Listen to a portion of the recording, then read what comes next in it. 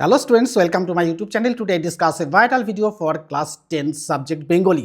এই বেঙ্গলি সাবজেক্টের কিন্তু আজকে আমার প্রথম ভিডিও শেয়ার করা হবে আর প্রথম ভিডিও শেয়ার করার সাথে সাথে কিন্তু তোমাদের ঝুলিতে মাধ্যমিকের জন্য অর্থাৎ 2027 সালে মাধ্যমিক পরীক্ষার জন্য কিন্তু প্রিপারেশন শুরু হয়ে যাবে।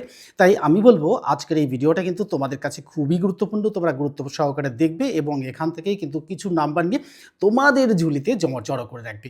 তাহলে কি হবে, 2027 সালে মাধ্যমিক পরীক্ষা দেওয়ার সময় তোমাদের কোনো অসুবিধা হবে না।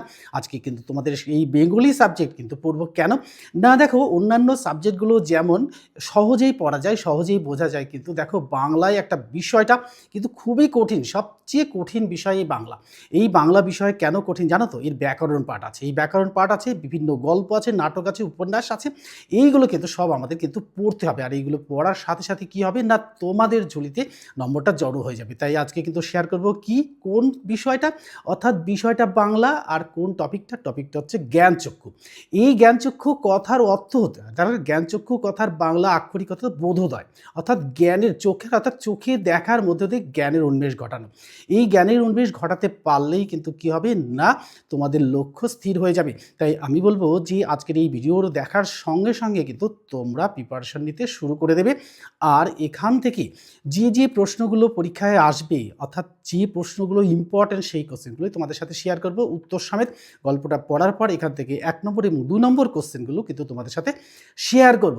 কেন দেখো, এই বাংলা সাবজেক্টটা কিন্তু একটু কঠিন ব্যাপার, অর্থাৎ এখানে ব্যাকরণ পাঠ থাকে, ব্যাকরণ পাঠটা যদি সঠিকভাবে না পড়া যায় তাহলে কিন্তু সমস্যাটা এসেই যায়।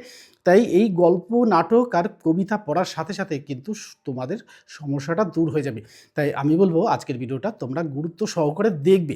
দেখো, এই বাংলাটা পড়ার একটা নিয়ম আছে। কি নিয়ম না, বাংলা গল্পটাকে ভালো করে পড়তে হবে। দেখো এই পরীক্ষায় দেখো না, কিছু সিন প্যাসেজ ইংরেজিতে দেখা যায় না, যে সিন প্যাসেজ আনসিন প্যাসেজ আসে। তো এখানে সিন প্যাসেজই সব থাকবে, কিন্তু এই সিন প্যাসেজগুলো কিন্তু ভালো করে না পড়লে, অর্থাৎ গল্পটা সঠিকভাবে না পড়লে কি হবে, কিন্তু আমাদের সমস্যাটা এসে যাবে। তাই গল্পটা ভালো করে পড়তে হবে এবং এখান থেকে যে প্রশ্নগুলো পরীক্ষায় আসার মতো সেগুলো কিন্তু তোমরা কমন পেয়ে যাবে 2027 সালের মাধ্যমিক পরীক্ষার জন্য।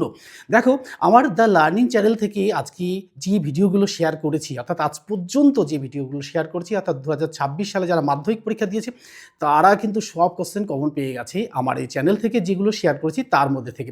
কোন বিষয়, অর্থাৎ ইংরাজি, বাংলা, ইতিহাস, ভূগোল, জীবন বিজ্ঞান, এই কয়েকটা সাবজেক্টের কিন্তু কোশ্চেনগুলো সব কমন পেয়ে গেছে, তোমরা কিন্তু কমন পেয়ে যাবে। তাই আমি বলবো আর দেরি না করে খুব শীঘ্রই কিন্তু তোমরা বসে যাও, যার কাছে যেরকমভাবে পরিস্থিতি আছে সেই পরিস্থিতিতেই বসে যাও, কেননা সময় কিন্তু সীমিত। তাই বড় ভিডিওর মধ্যে দিয়ে কিন্তু তোমাদের দেখাবো কিভাবে পড়তে হবে আর